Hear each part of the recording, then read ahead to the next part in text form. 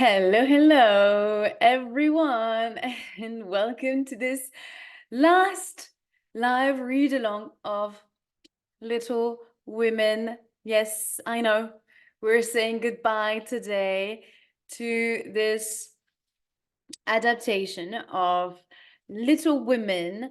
And today it's the last day. It's the last chapter. We are reading chapter 14, and it's called Happier Days. And this is the last chapter. So we will finish this book today and the reading of this book today. And in March, so in 2 weeks, a bit less than 2 weeks actually. We maybe 10 days. Anyway, we will start a new read, a new book, and I have just announced it in my in a post on my Instagram, and it's going to be Wuthering Heights. So this is our March book pick for March. So we will start reading Wuthering Heights on the 4th of March, and it will last about 3 weeks. Yes, same as Little Women. There are 14 chapters, if I'm right. Yeah. So 14 chapters. Yeah. So it will take about 3 weeks. Usually it's that amount of time. So that means that, so today it's Thursday, and tomorrow on Friday, there are not going to be any live readings because we're finishing today. So it's going to be a little break. We're going to have a little break of live readings.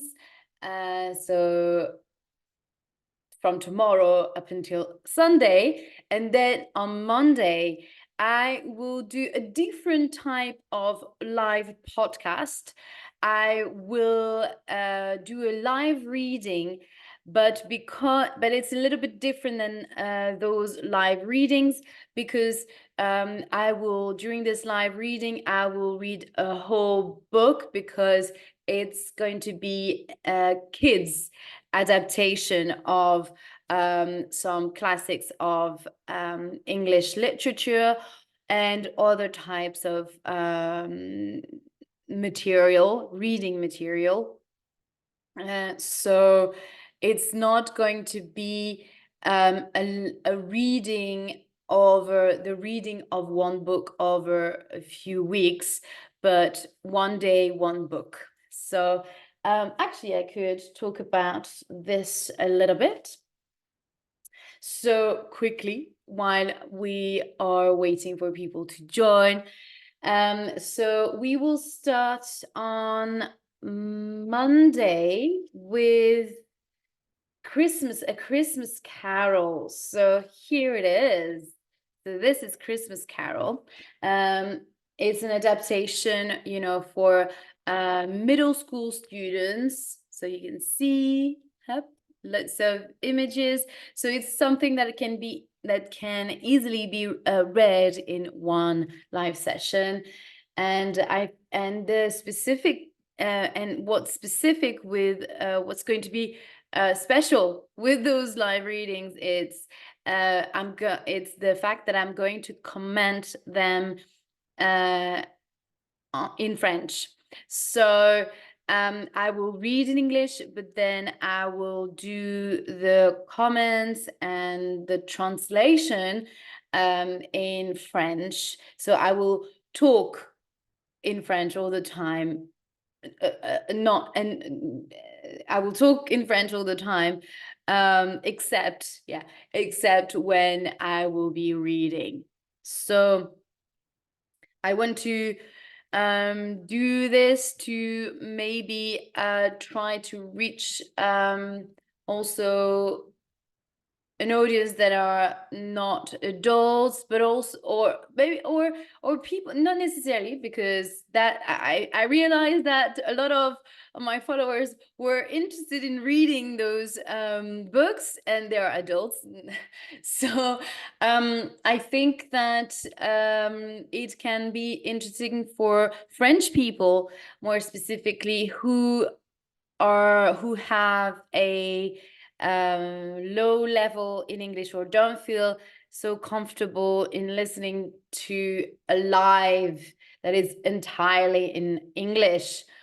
So I think that it can be a way for people to get into reading. I hope so. French people, to get French people into reading, and people who like to speak French, who which French is not their first language, but they know some French, and they would like to practice their French. Then please, if you are one of them, please join these live podcasts. So on Monday it's going to be this adaptation, and on Tuesday it's going to be Frankenstein. I've already read an adaptation of Frankenstein, which is this one from Penguin Readers here. So you can see here that's a more adult-ish adaptation, but you can see that it's the level, it's much higher. So if you are a young learner and you have a very good level, then that one is for you. But that one is more for young learners, like for beginners, really. And it's an adaptation that was made by French. It's being published in France, so the publisher is French. It's I mean, it's it's Larousse. I don't know if you know this publisher, but it's they're famous for dictionaries, for making dictionaries. So they have bought Harps, this publishing house that is, I don't know if it's English or maybe German, I don't know. So they bought this publishing house, and this publishing house used to publish book dictionaries in bilingual dictionaries, French in English or German in French, for example. So they have created this collection, Read in English, and here it says that it's for students in year 9. So that's year 9, quatrième. It's middle school, and it's year 9 or grade 9 in America. I don't know. I think it's kind of similar to the UK. But I'm not sure. So basically, the kids are aged between they're 13, 14. Yes, 14, 15. Yeah, that's right. So that's the year 9. And the comments, the vocabulary here is English, and it's translated in French. So it's really for French learning English. And then on Wednesday, it's going to be Macbeth. So this adaptation of Shakespeare, William Shakespeare, and that one is also for year 9. Christmas Carol was for year 8, more like. But as I said, and as I said before, those grading indication are just a suggestion. But I guess that if you want your child to start reading in English, if his level is a bit lower, I think that it's not a problem because there are still a lot of illustrations, and I think that they can still understand. So I think that it's not such a big, that's not going to be it's not going to make a huge difference. I think it depends on, I think it's going to be more in terms of interest. If your child likes the story, then it really is going to get into it. If it doesn't really get into it, then whether if it's for year 8 or year 9, it might not like it. So well, your child might not like it. So and because it's Charles Dickens and it's quite gloomy kind of, it's not the most, he's not the most joyful writer. So, and Macbeth is quite a dark story. So yeah, it might not be but I mean, it's about war and fighting and stuff. So yeah, it is always um good to know these kind of classics, even though it's maybe not your cup of tea, and you would rather read Jane Austen, for example. Just saying. Anyway, and then so these are classics, adaptations of classics of English literature, and the last two books are, so on Thursday it's going to be the reading of Ruby Bridges, her story, an adaptation of her story. It has been published by Scholastic, and it's a publisher, an UK, yeah, an English publisher. No, it's American actually. Oh, dollars. Yeah, they I know that they have a UK website, and well, probably they're American. So they did this adaptation of her story. So this young girl is the first Black girl to go to a white school during the segregation in America. So it's a very popular story taught in history lessons, I suppose, in France, and also perhaps in when they're talking about segregation in America, or maybe in English lessons. That might be interesting for you as a teacher, as an English teacher, if you are talking about if you want to approach the segregation in America and all the topics that go with it, so such as racism and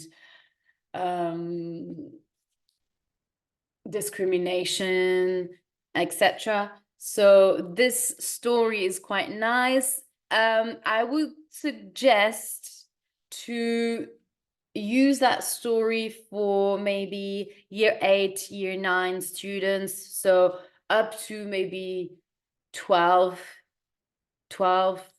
years old. I think from 13 they will find that a little bit babyish. So, but maybe not, I guess. I don't know. Maybe not. I think that in terms of vocabulary, there are past tense and things like that. So I think that for year 7 and year 8, it's perfect. So kids aged between 11 and 13, 12, 13, it's gonna be the right level. So it's beginner, but when you are teaching in school, you have a lot of different kind of beginners, and this is kind of beginner as well. But I find that it's much more suitable for kids aged between 10, 11 to 12, 13. I taught Macbeth, for example, it says year 9, but I used that book to teach my year 10 in English. So actually, so the kids were age 13, 15, 16, because it's the story that that deals with different plots and with manipulation and the plot is quite dark as well, and it can be confusing as well at times with the witches and all that and the dreams and stuff. So it's quite a complex story. So that's the reason why I thought that it can easily be, it's quite a tough topic. So I think that it's good for year 9, 10, and even year 11. I wanted to do Frankenstein, actually, same. To study this book with the year 11 class as well.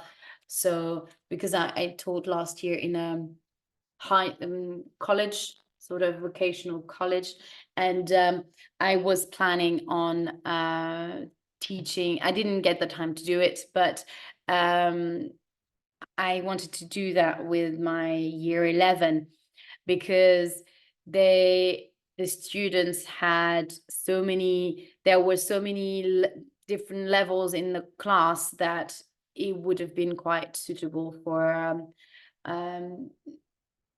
all the different type of abilities, all the abilities in the class. So these two can easily be used for higher levels than just year 9, for example, but below, but definitely not below, because the topics of the complexity of the story also is an important factor in choosing books as well. So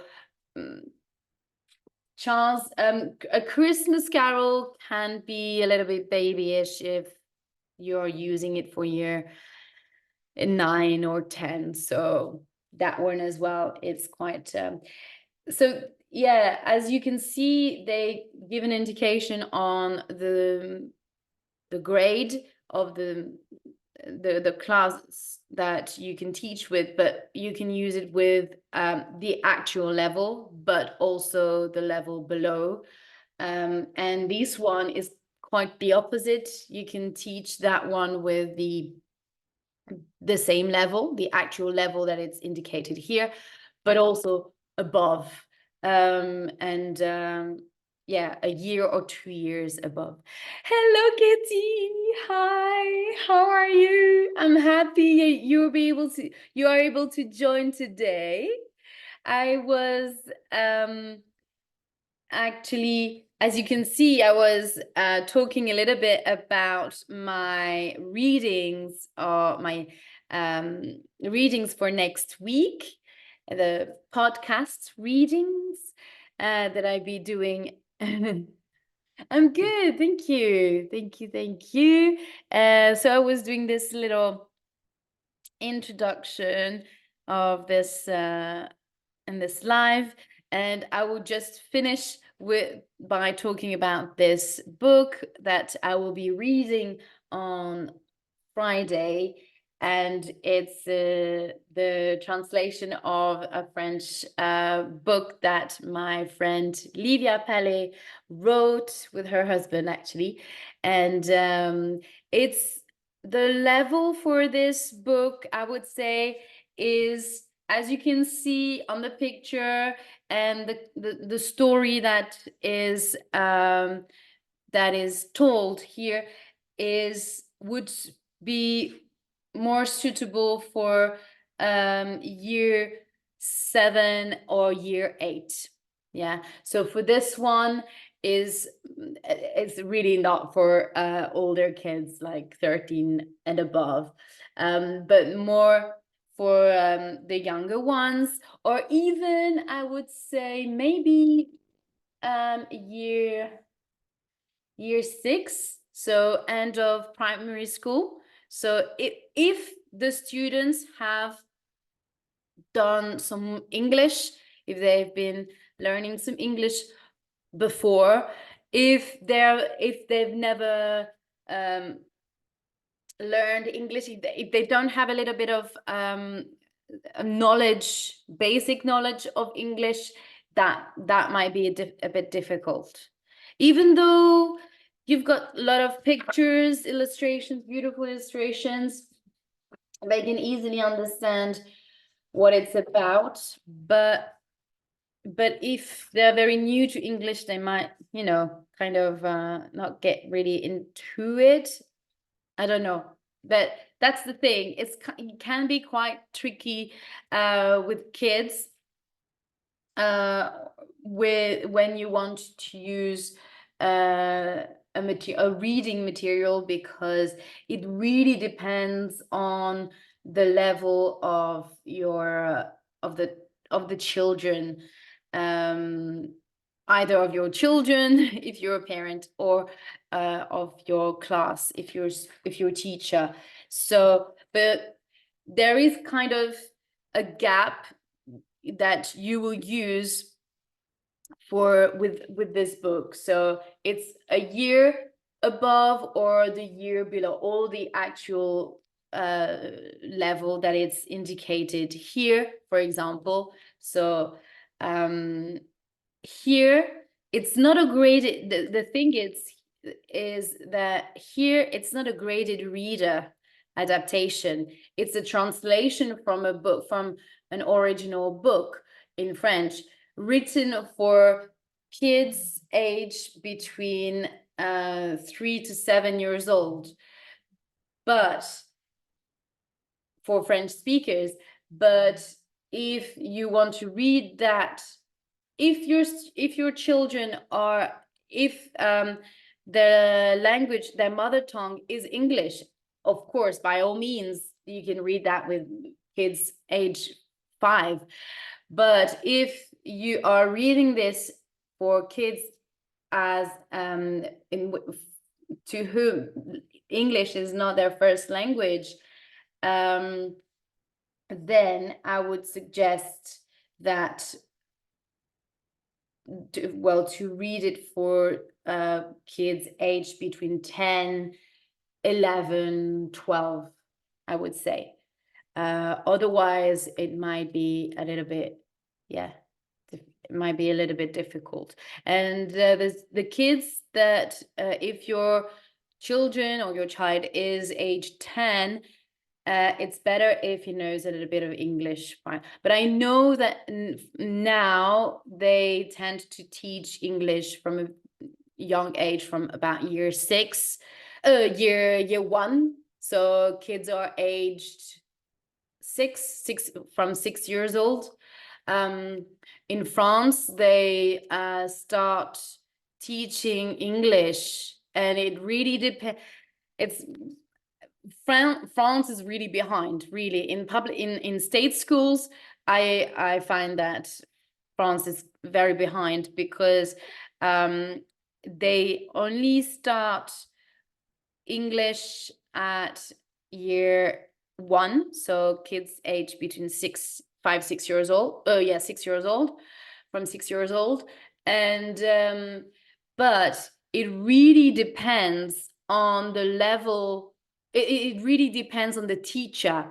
If the teacher of the class is not really comfortable with English, it's the teacher is not going to teach often, because I think they have kind of they have, I think, an amount of hours to do in to teach in English, for example, and they will just do either the minimum or whatever. I don't know really how. I don't really know how they organize their teaching in terms of teaching English, but I definitely know that when kids arrive in middle school, some haven't learned English at all, they know nothing, and others would have done quite a lot of English. So when they arrive in middle school, in year 7,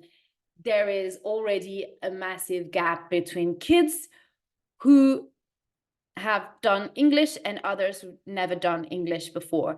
So there is a lot of work to do in primary schools in terms of languages, and with English specifically. I don't know about the other languages, but I'm talking here about what I know in my subject. And they need to be, the level needs to be a bit more harmonized, because there is such a huge gap, and it can be quite tricky as it yeah, it is definitely tricky as a teacher to manage those huge gaps of abilities. And and I think that they should be at least an hour a week compulsory of teaching English, but it's not the case at all, because we can see it when the kids arrive in middle school, that some teachers definitely don't do or some schools don't really make the effort to make English compulsory in the teaching at least once a week, an hour a week or something. In private schools, it's a different story because private schools definitely teach English, and they have a lot of resources and funding and stuff like that. They even hire private teachers, not private, I mean external teachers coming into the school to teach English to the kids, because when the teacher doesn't feel comfortable to teach English. So that's a solution that private schools find. This is the solution that they find, but it's private. In state schools, they don't necessarily have the same budgets, I would say. So they kind of, but because it's the government that decides what needs to be prioritized and everything in the order and the curriculum and all that. And this is something that we're still so behind. Anyway, so now I'm reading your message, Kitty. That will be interesting. I also love children's book. That would be something for my son. Yes. You will read this book on Friday. I mean, the whole book. This one, Wolfie? Do you mean that one?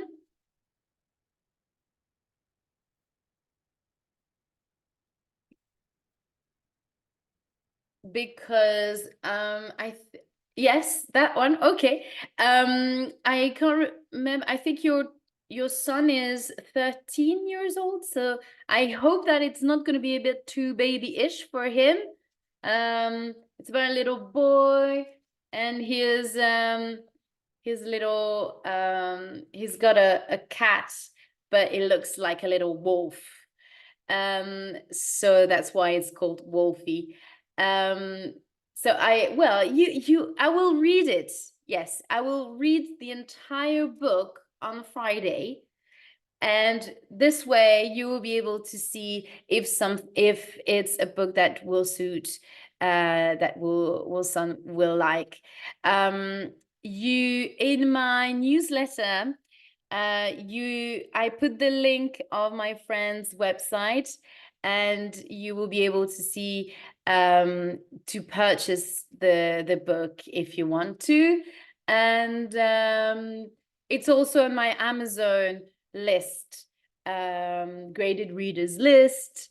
I put, even though it's not really a graded reader, but I put the book in that list. So Yeah, but I think that it's gonna be yeah, the level here is quite high because it's been adapted, it's been translated from an original book, so it's not a graded reader. So it's something that might be interesting for or challenging for your son as well. Um, and also, my friend was actually saying that people liked the fact that it was a small format as well, so they could easily take it on holidays and in the car and stuff. Uh, and um, and that's also something that is nice that you can find handy in terms of format. And there is a second book actually about telling the story of Wolfie and her and this and his friend, this little boy. Um, and I've done the translation as well. So there's going to be a second story of Wolfie that's going to come out soon. I hope by the end of this week of this year. I hope that they will be able to publish it towards the end of the year, and that they wrote actually a third book. Yeah, they actually wrote the third book in French, but it's not published yet. So I think that they want to publish the third one in French first, and then ask me to translate it into English, I think. So yeah, they wrote. They're very prolific, I would say. Yeah, my friend wrote so they wrote three. So two of them have been published, and she also writes novels. So in French, they are only in French, but yeah, she loves writing, and yeah, it's nice also to have those little. And also the nice thing with her books is that it says there is always kind of a message behind. This one is about especially for yeah, the topic is about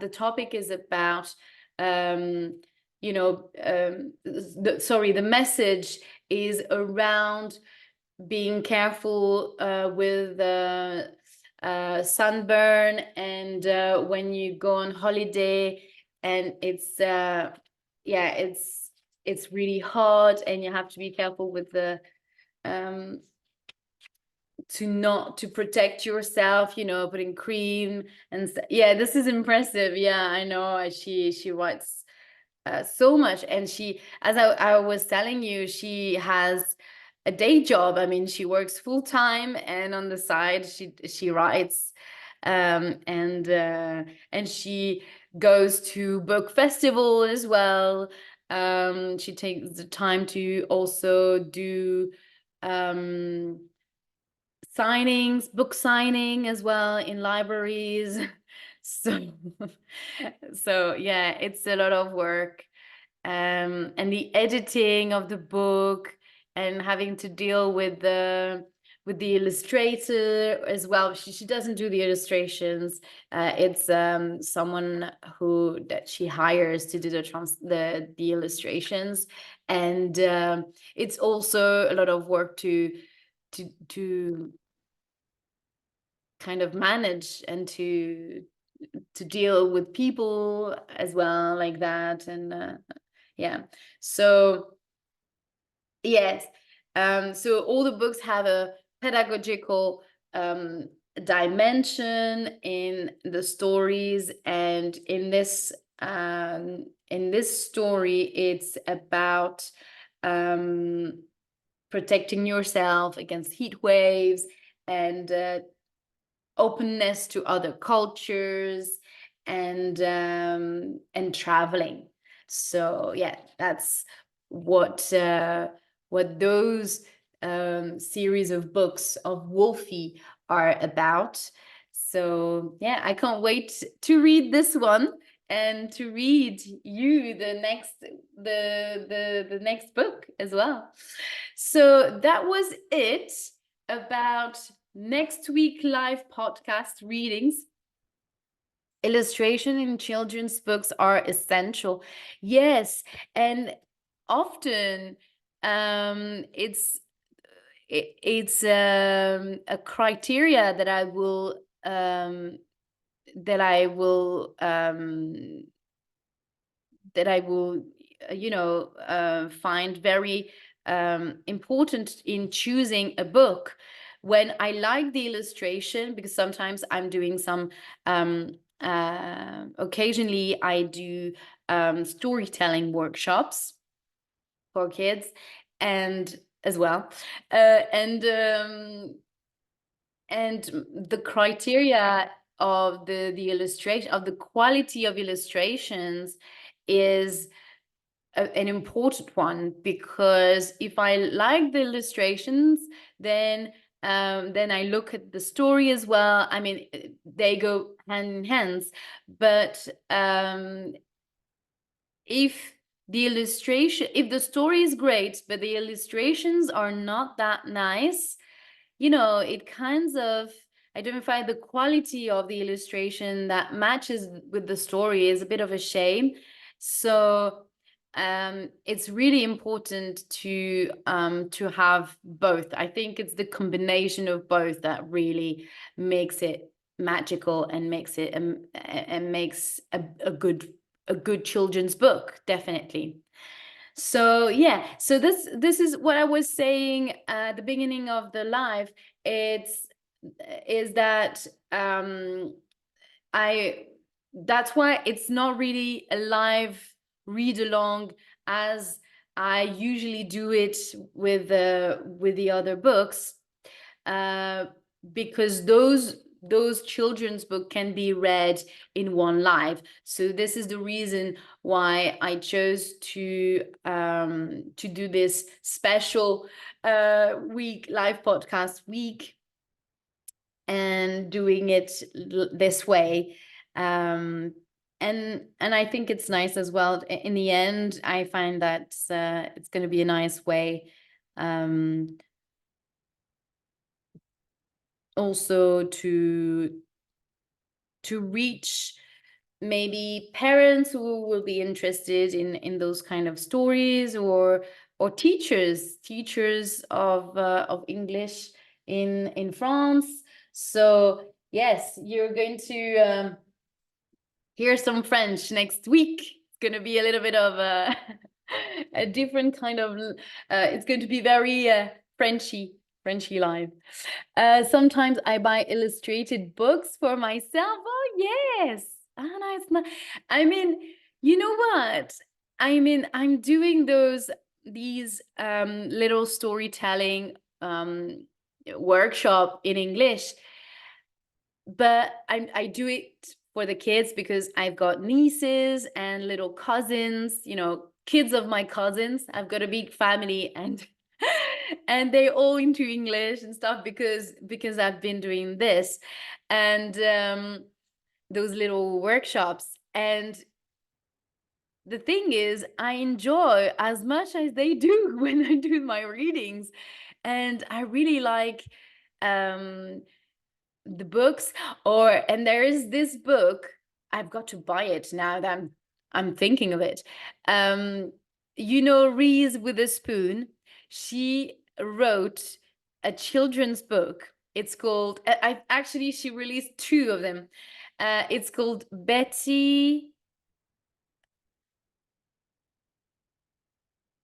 There are different titles. I can't remember the titles, but it's Betty. and this little girl who's going to make a business, or she's going to create a business and sell, I don't know, like lollipops, or I can't remember. And she wrote this children's book, and because it's just because it's Reese Witherspoon, and she wrote this beautiful story, and the drawings are amazing, and the illustrations are so colorful and so, attractive, that I just wanted to buy the book just for the sake of having Reese Witherspoon's children's book. And I haven't done it, but actually, now that I'm thinking of it, I might, and I will definitely talk about it if I buy it.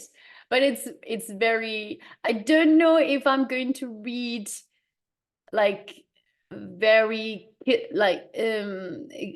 kids books. Maybe that might be interesting.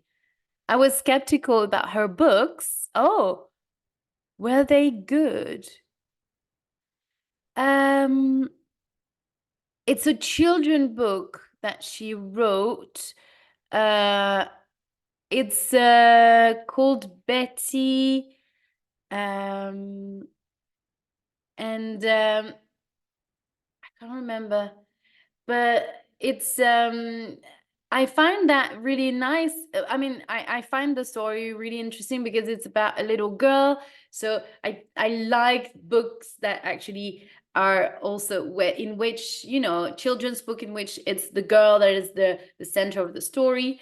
And she's actually the story is about this little girl. It's the story that is sort of based on, it's kind of autobiographical, because when she was young, she would sell stuff. She would make, clothes, or I don't know, like little, or cakes. She would do cakes and she would sell them in the streets, things like that. And the book is about this little girl and her little dog, I think.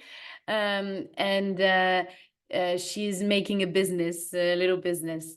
And I think that it teaches a lot of it teaches the girls to not be afraid to create things, and be a boss, do make creating your own business and be an entrepreneur, and create your own business, and be and not be afraid of having new ideas. And she's such a smart woman. Yeah, she is. Oh my God, when you see what she has built, uh, her production company, and this book club. This is how I got the idea of creating my book club. I really got inspired by her and her book club, and all the lights she shines on women writers. The books are contemporary books, but she publishes a lot of women's books, um,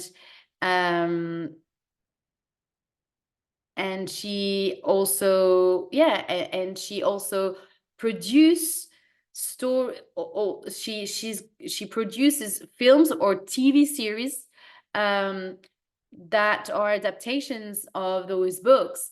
So it's so clever of her.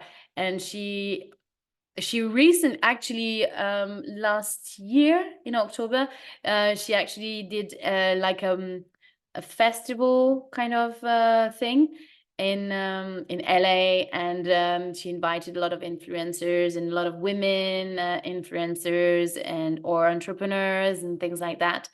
And yeah, she does so much, for women and in the entertainment industry. She actually, there's so many stuff. So she's also buy the rights for the books and also makes them into films. She's cool. Yes. She acts. Yes, I think that her, I don't know about, she's got this book club, but she's not a publisher.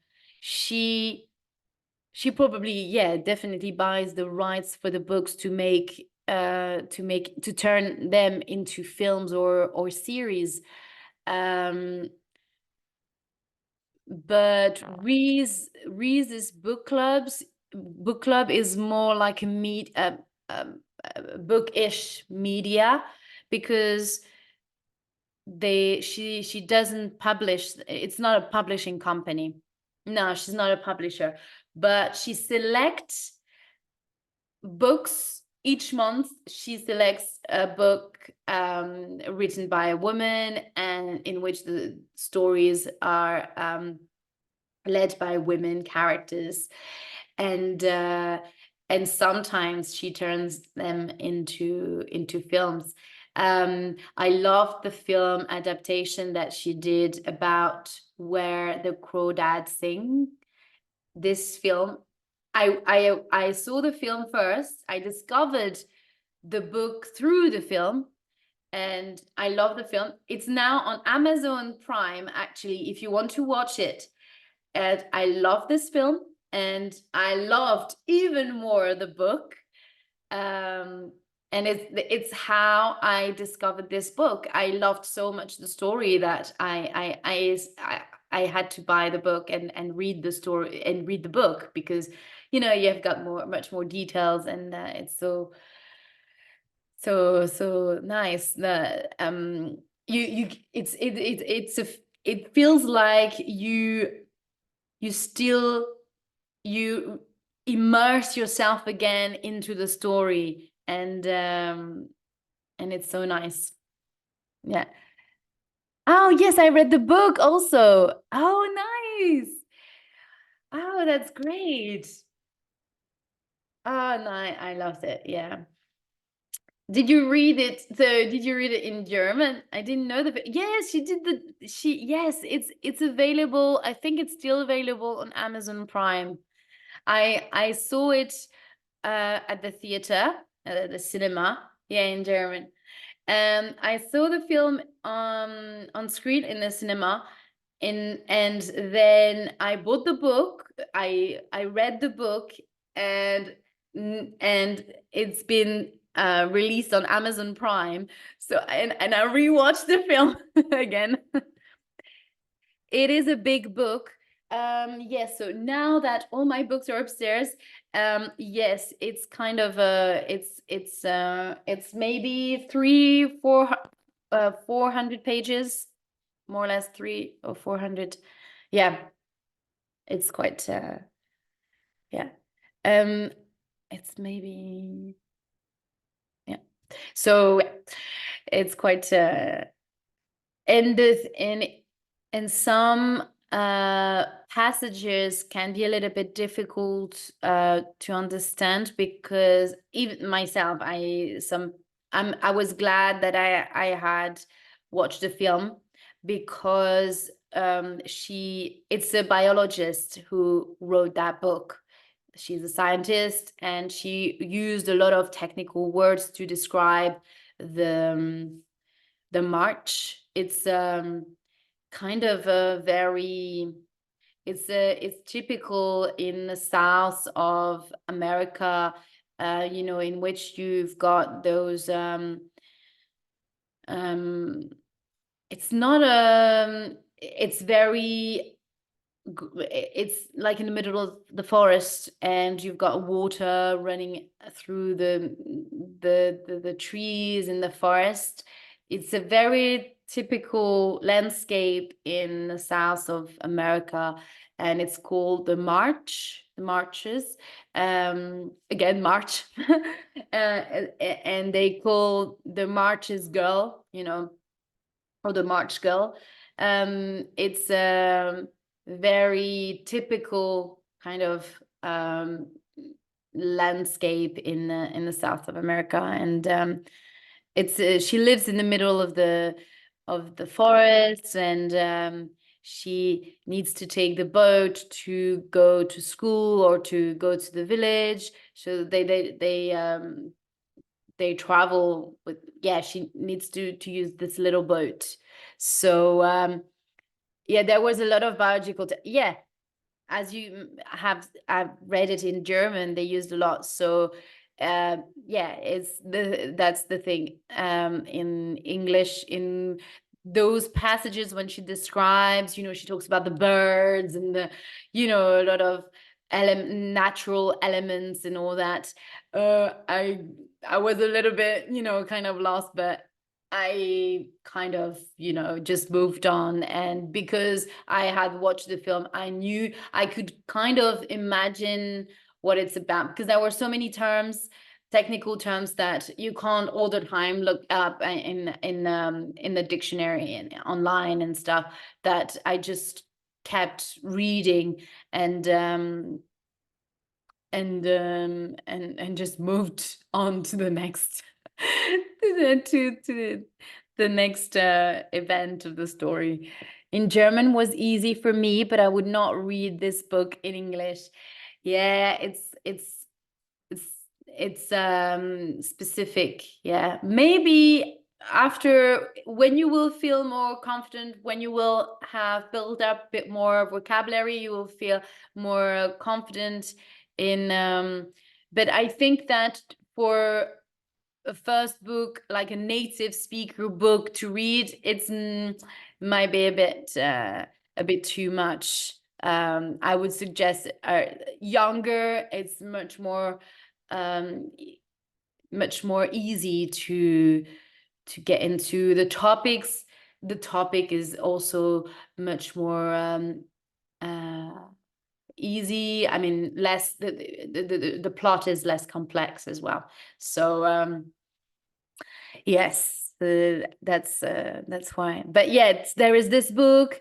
There is also Daisy and the Daisy Jones and the Daisy Jones and the they did this Amazon series, and Daisy Jones and the Six. Sorry, Daisy Jones and the Six has been nominated in for the Emmy Awards. This TV series has been very successful, and I bought the book, but I haven't read it yet. But it's an amazing TV show. I love it as well. Anyway, so now that being done, I'm going to finish reading this the chapter 14. Otherwise, it's gonna be super late and I will not be done. So let's get on with the reading. I mean, I hope that, yeah, if I imagine people reading, watching this live, where is the reading? They might be wondering what the hell? When is she going to be reading this chapter? Oh my gosh. Okay, now we need to get into the reading of the chapter 14, the last one.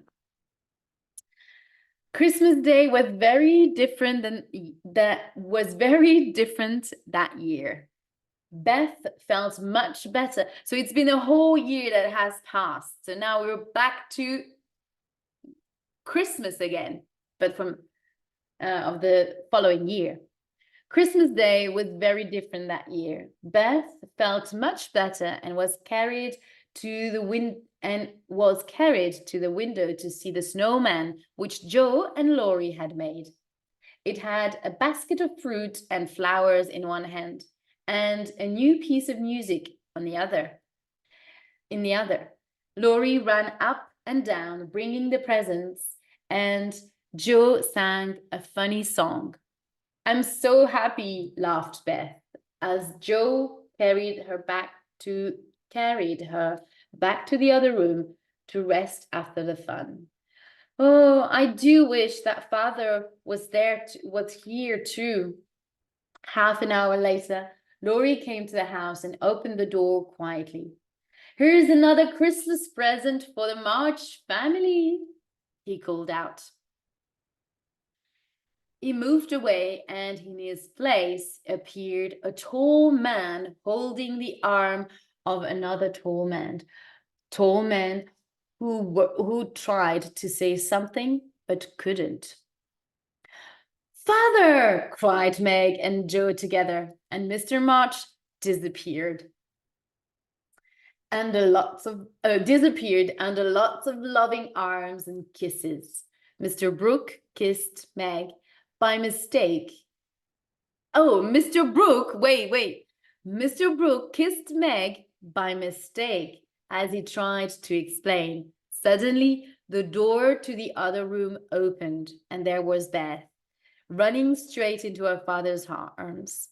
There were tears of happiness on many faces before all the excitement died down. Then Mrs. March thanked Mr. Brooke for taking care of her husband, and he and Laurie left the family to themselves. Yeah, we were chatting too much. Oh, no, you're doing that for the father. Was it? Yeah, because we were chatting too much. Here is another Christmas present for the family. Look at this. So here, wait, so we've got Laurie here, and I believe that this is Mr. March here, up here, and that's Mr. Brooke here. And you can see Laurie here and the March girls. Oh, you can see Joe here with the short hair. And that's Meg, probably Meg here. And here you've got Mrs. March, I think, here. And that's Amy for chatting. Mr. March and Beth sat in one big armchair, and the others sat around them. I wanted to surprise you all, and the doctor let Mr. Brooke bring me home, said Mr. March. John has been so good to me. He's an excellent young man. Mr. March looked at Meg, who was staring at the fire, and he smiled at his wife. She smiled back. Joe understood exactly what the smiles were saying and went out to the kitchen complaining to herself about excellent young men with brown eyes. There never was a Christmas dinner like the one they had that day. Mr. Lawrence and his grandson ate with them, and so did Mr. Brooke. Joe gave the tutor many black looks and would not speak to him, which amused Laurie. The guests left early, and the happy family sat together around the fire. A year ago, we were complaining about the awful Christmas we expected to have. Do you remember? Said Joe. It's been quite a good year. Hi, Ada! Hello! Thank you for joining. We've been chatting a lot with Katie, and I've just started reading the chapter. So I hope it feels like I'm not cut anymore on Instagram. So it should be all right, but I'm not gonna try to be too, I will try not to be too long. So we've just started reading chapter 14. It's Christmas time, as you have read. So the book is throughout a whole year, and now that it's Christmas time again, and they're so happy because their dad is back, and he can spend Christmas with them. So, and there is Mr. Brooke as well, who is Meg's lover. So where was I? She smiled. No, Mr. March and Beth sat in one big armchair, and the others sat around them. I wanted to surprise you all, and the doctor let Mr. Brooke bring me home, said Mr. March. John has been so good to me. He's an excellent young man. Mr. March looked at Meg, who was staring at the fire. So that was a message for Meg. And then he smiled at his wife. She smiled back. Joe understood exactly what the smiles were saying and went out to the kitchen complaining to herself about excellent young men with brown eyes. There never was a Christmas dinner like the one they had that day. Mr. Lawrence and his grandson ate with them, and so did Mr. Brooke. Joe gave the tutor many black looks and would not speak to him, which amused Laurie. The guests left early, and the happy family sat together around the fire. A year ago, we were complaining about the awful Christmas we expected to have. Do you remember? Oh my God, I reread the whole thing. Do you remember? Said Joe. It's been quite a good year, said Meg, thinking about Mr. Brooke. I think it's been a hard one, said Amy. I'm glad it's over because we've got father back, whispered Beth, who was sitting on his knee. I've discovered several things about you young ladies today, said Mr. March. Oh, tell us what they are. Oh, tell us what they are, cried Meg. Here is one, he said, taking her hand. It had a small burn on the back and 2 or 3 little hard places in the front.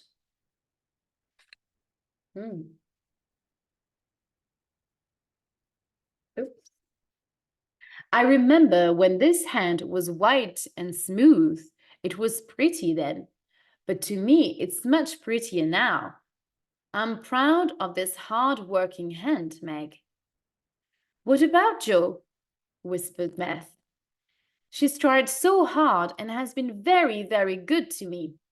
He smiled and looked at Joe sitting opposite. Her hair may be short, but I see a young lady now.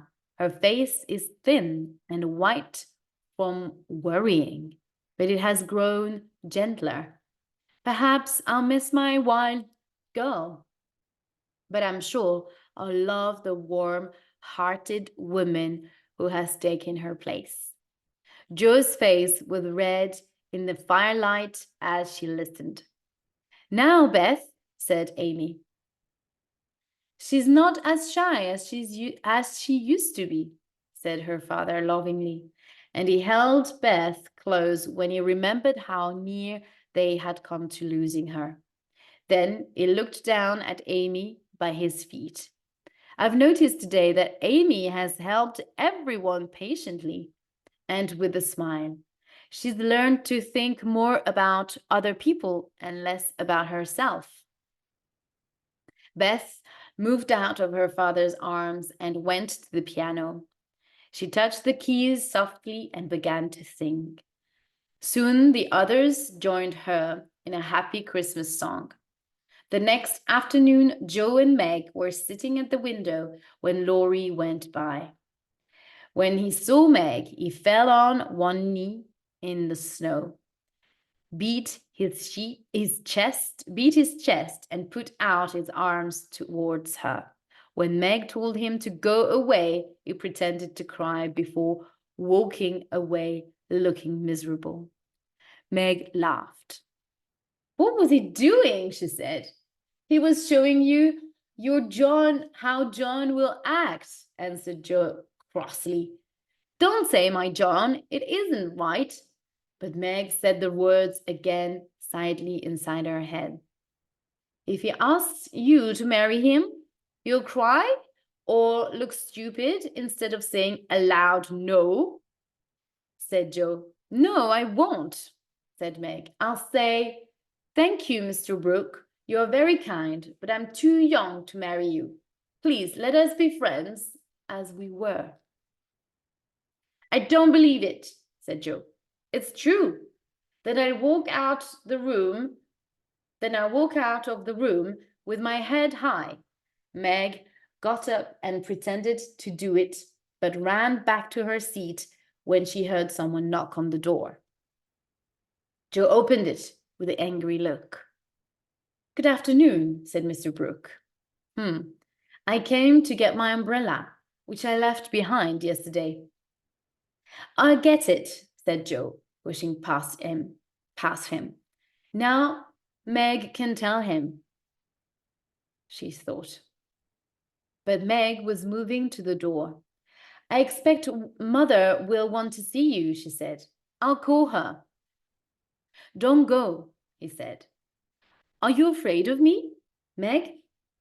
How can I be afraid when you've been so kind to Father? Said Meg. I wish I could thank you for it. You can, he said, and he took Meg's small hand and and looked at her lovingly. Oh, please don't, she said, looking frightened. I only want to know if you love me a little, Meg, he said gently. I love you so much.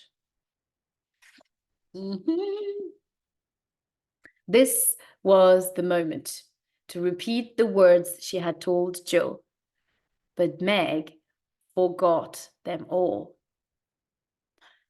I don't know, she said, so softly that John had to move closer to hear her reply. He smiled gratefully. Will you try to find out? I'm too young, she said, hesitating but feeling her heart beating rather fast. You look very high. I hope you're well. I'm good, thank you, yes. How are you, Ada? I'm glad you were able to join today. Please, I'll wait while you learn. Wait, rather fast. I'll wait while you learn to like me, he said. Would it be very difficult? Not if I choose to learn, she said. Please choose, Meg. I love to teach, and this is easier than German, said John, taking her other hand. She looked at him and saw that he was smiling. He seemed so sure of success that Meg became a little annoyed. She felt excited and strange, and taking her hands away from his, she said, I don't choose. Please go away. Poor Mr. Brooke looked shocked. Do you mean that? Yes, she said, rather enjoying the game she was playing. I'm so sad that I have to go. I have very little time. Love, see you soon. Ah, see you soon. Wow. Okay. How this is gonna go. Where was it? Please go away. Poor Mr. Brooke looked shocked. Do you mean that? Yes, she said, rather enjoying the game she was playing. I don't want to think about these things. It's too soon. This is easier than German. I love it. Yes, I was like, what is this? This is, yeah, I think it was like a joke thing. Wait. It's too soon. I wait until you have more time. You've had more time, he said, and looked so unhappy that Meg began to feel sorry for him. It was at this moment that Aunt March came in. She had come to see Mr. March and was hoping to surprise the family. She did surprise two of them. Meg, with her face bright red, just stared at her aunt, while Mr. Brooke hurried into another room. Goodness me, what's all this? Cried Aunt March. It's father's friend, said Meg hurriedly. I'm so surprised to see you, Aunt March. Okay, so that's the aunt. Look at the face. She looks very strict and kind of um she, she doesn't look that nice. She's very gloomy, kind of gloomy and not gloomy, I would say, but very grumpy, a grumpy aunt. I can see I'm so surprised to see you, Aunt March. I can see that, said Aunt March, sitting down. What has he said to make your face turn pink? Mr. Brooke and I were just talking, said Meg. Brooke? The boy's tutor? I understand now. I know all about it because I made Joe tell me. You haven't promised to marry him, have you, Meg? If you have, you won't get one bit of my money. Do you hear? Oh my God. It was exactly the wrong thing to say. When Meg was ordered not to marry John Brooke, she immediately decided that she would. I'll marry whoever I want, Aunt March, and you can't give your money to anyone, and you can give your money to anyone you like, she said. You'll be sorry, said Aunt March. Why don't you marry a rich man to help your family? Father and mother like John, although is poor, said Meg. Be sensible, Meg, said her aunt. He knows I have money, and that's why he likes you, I suspect. Don't say that, said Meg. My John wouldn't marry for money any more than I would. We'll work and wait, and I'll be happy with him because he loves me. And Meg stopped as she remembered that she had told her John to go away. Aunt March was very angry. Just don't expect anything from me when you're married, she said. And she went out of the room, banging the door behind her. Meg didn't know whether to laugh or cry before she could decide. Mr. Brooke came back in from the next room and put his arms around her. Oh, Meg, I could hear your voices, he said. Thank you for proving that you do love me a little. I didn't know how much until she said those things about you, said Meg. So I can stay and be happy, he said. Yes, John, she whispered, and hid her face on John's chest. Joe returned and found them like that. Meg jumped and turned around, but John Brooke laughed and kissed the shocked Joe, saying, Sister Joe, wish us luck. Joe ran upstairs to find her parents.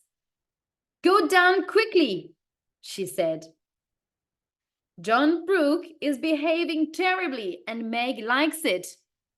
Mr. and Mrs. March left the room in a hurry, while Jo threw herself in the bed and told the awful news to Beth and Amy. But the little girls thought it was all most interesting and delightful. Nobody knew what was said that afternoon, but a lot of talking was done. The quiet Mr. Brooke managed to persuade his friends that his plans were good and sensible. Then he proudly took Meg in to supper. Everyone looked so happy that Jo tried to look pleased too. After supper, Laurie arrived with some flowers for Mrs. John Brooke. Then he followed Jo into the corner of the room while the others went to welcome old Mr. Lawrence. What's the matter, Jo? said Laurie. You don't look very happy. Nothing will ever be the same again, said Jo sadly. I've lost my dearest friend. You've got me, said Laurie. I'm not good for much, but I promise I'll always be your friend, Joe. I know you will, answered Joe gratefully. Then don't be sad, he said. I'll be back from college in 3 years' time, and then we'll go abroad or on a nice trip somewhere. Won't that cheer you up? Anything can happen in 3 years, said Joe. That's true, said Laurie. Don't you wish you knew what was going to happen? I don't think so, said Joe.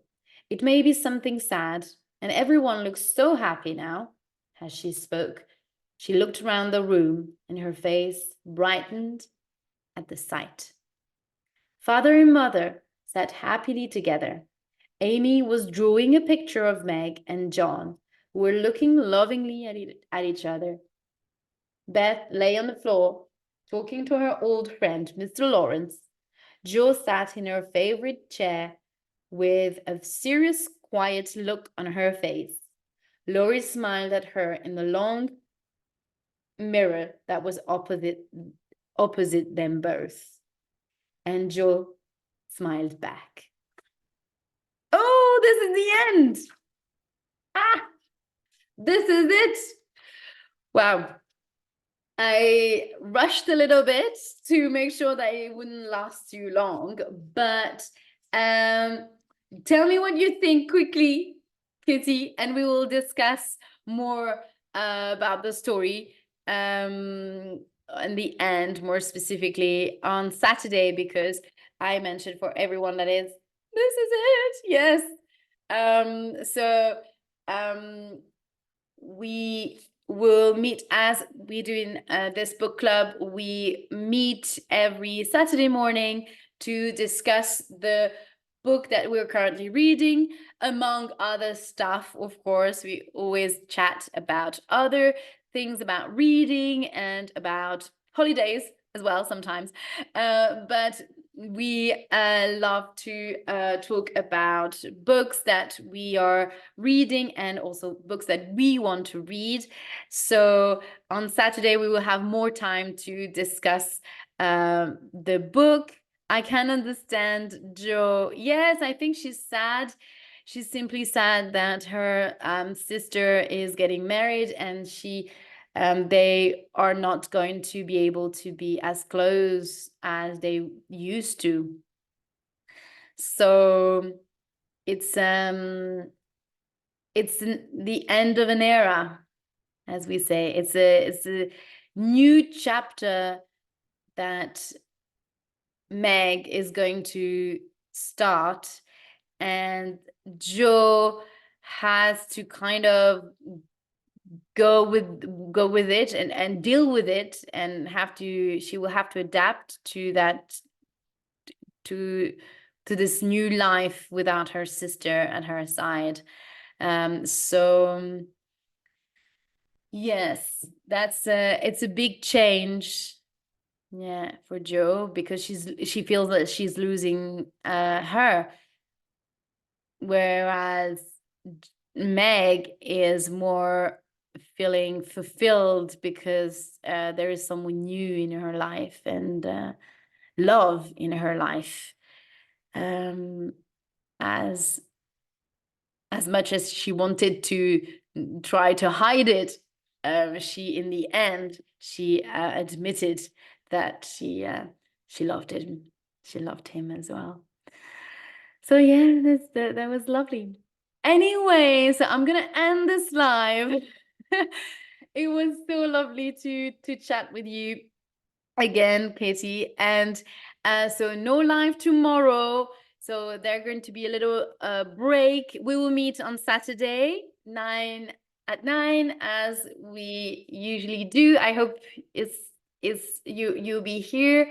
Anyway, if I assume that it's gonna be all right. Otherwise, you send me a message if you can't. But I think that I hope it's gonna be okay for you too. And I will see you guys live back again live on Monday for the reading of A Christmas Carol in French. It's going to be all in French. Bye bye. See you next week.